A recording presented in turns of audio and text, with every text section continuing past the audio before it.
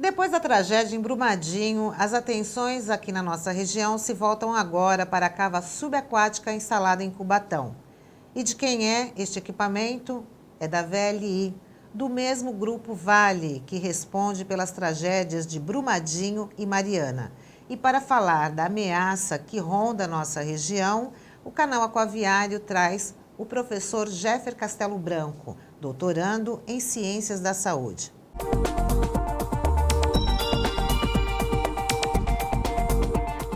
Professor, seja bem-vindo ao canal Aquaviário. Vamos começar já esclarecendo se essa cava subaquática, ela representa realmente um risco para a nossa região. Tânia, primeiramente, obrigado pelo convite, obrigado ao canal Aquaviário. É uma honra estar aqui presente nesse programa, né? Veja bem, a cava, ela não é que ela pode ser um risco ou que ela pode causar um impacto. Ela já é um impacto, né?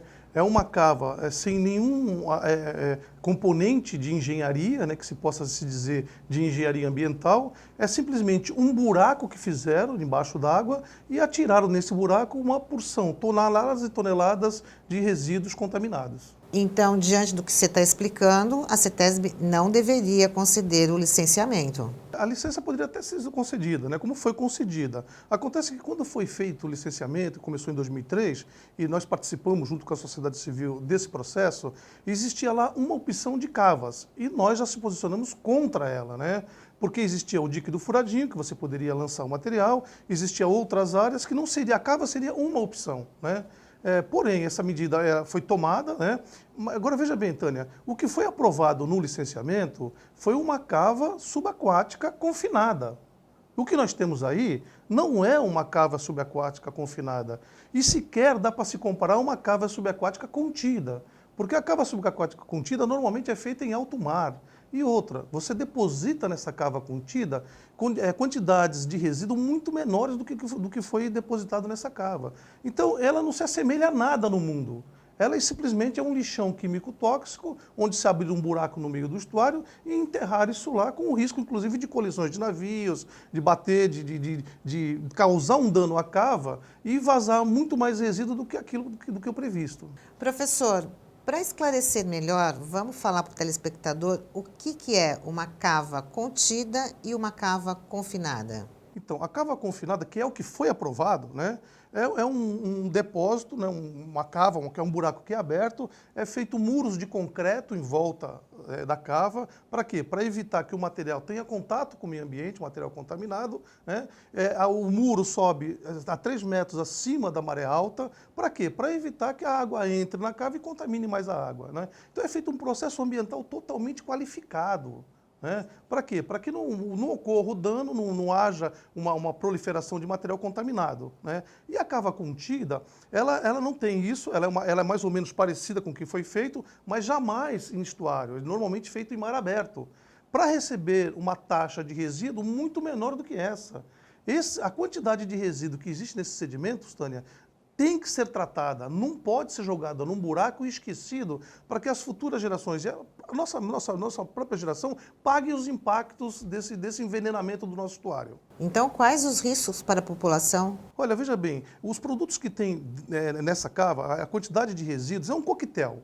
É uma tabela periódica quase que inteira de produtos químicos tóxicos, venenosos, perigosos para a saúde humana. Veja bem, o que acontece? A flora pode ser contaminada.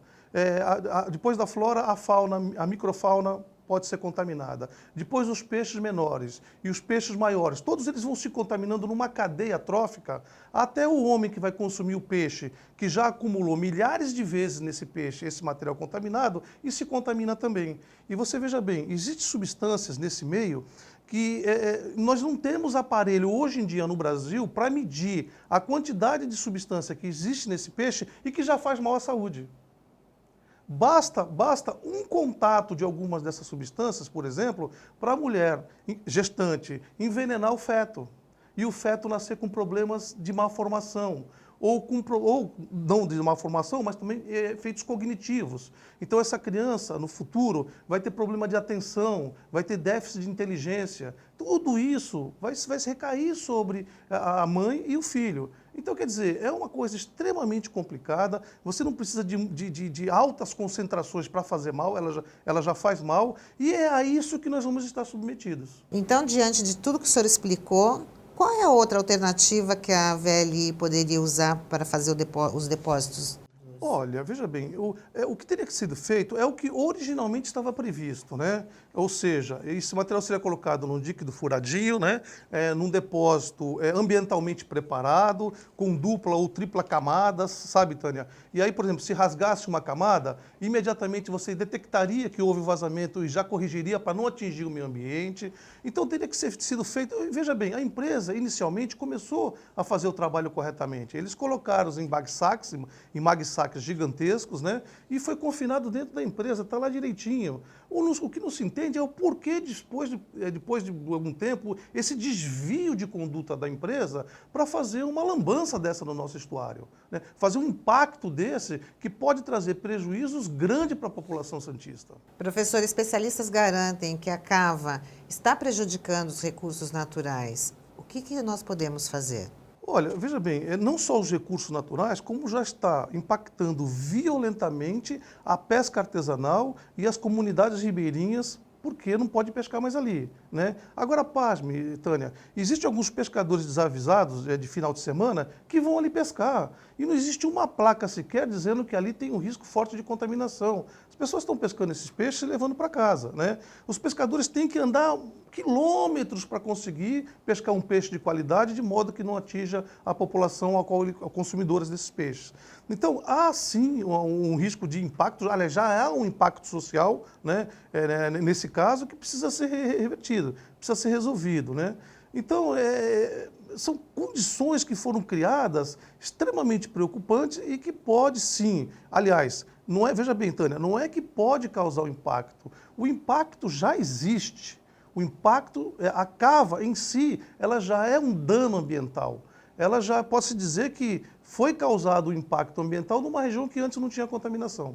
E pensando nessa situação, o vereador Chico Nogueira, ele tem aí um projeto de lei que proíbe a deposição de resíduos tóxicos e de sedimentos contaminados no solo, em águas, leitos e cavas subaquáticas no âmbito do município de Santos. Eu queria que o senhor falasse da importância dessas ações e também da realização de audiências públicas para discutir esse assunto tão importante com a sociedade.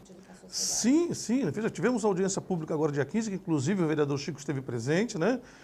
Discutiu fortemente os impactos que essa cava pode causar, aliás, que já está causando no meio ambiente. E o vereador Chico, realmente, com esse projeto de lei, ele torna nossa legislação avançada no sentido da questão das cavas. Essa lei é de tanta importância e requer o apoio de toda a Câmara de Santos. Por quê?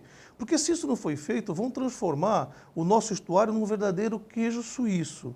E se fosse num queijo suíço, ótimo, queijo suíço é bom. O pior é que num queijo suíço tóxico, onde a população estará cada vez mais exposta, né? Porque quanto mais cava, mais veneno disponível vai ter, então os peixes vão se contaminar, vão ter mais oportunidade de se contaminar e isso parar na nossa mesa, no nosso cardápio. Então é importante, esse projeto de lei vem no momento certo e nós contamos com o apoio de todos os vereadores de Santos para aprovar, inclusive, essa lei em medida de urgência, pois é uma questão de saúde pública, é uma questão de saúde coletiva para proteger os nossos cidadãos. Bom, professor Jeffer, o nosso tempo acabou, infelizmente, mas muito obrigada pela sua participação aqui no canal Aquaviário, trazendo informações tão importantes. E eu gostaria que o senhor encerrasse deixando aí uma mensagem. Olha, Tânia, eu agradeço o convite mais uma vez, o canal Aquaviário de extrema importância para a nossa região. Nossa região é portuária, eu costumo dizer que o nosso território agriculturável é o mar